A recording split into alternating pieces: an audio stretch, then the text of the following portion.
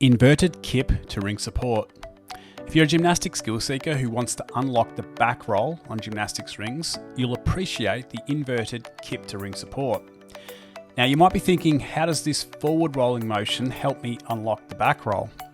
To successfully perform the back roll, you need to add a kipping motion that helps you move the hips and shoulders from below the rings to above the rings. The inverted kip to support teaches us this sensation of the kipping action. Set the rings to a height that allows you to hold the bottom of a ring dip with the feet off the floor. The rings will be roughly shoulder width apart. Grip the rings with a false grip. I recommend using athletic tape to help level up your false grip strength and endurance. Next, kip up to inverted on the rings with straight arms and a false grip. Holding the false grip while inverted on the rings takes some practice, along with good wrist and shoulder flexibility. So if you struggle with this, that's something you might want to revisit.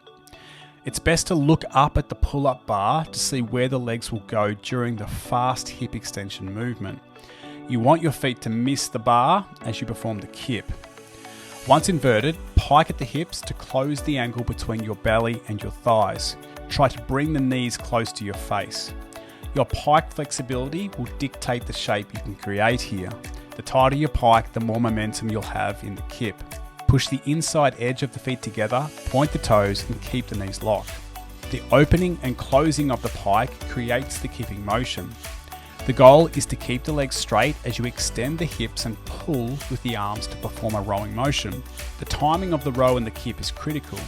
You want to do both simultaneously to generate the force needed to launch the shoulders up and over the rings.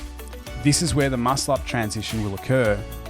The movement needs to happen quickly, and the muscle-up transition is a result of the upward force generated by the kipping motion. It's not a strict muscle-up that requires a lot of strength. It needs to be explosive, and you need to feel weightless.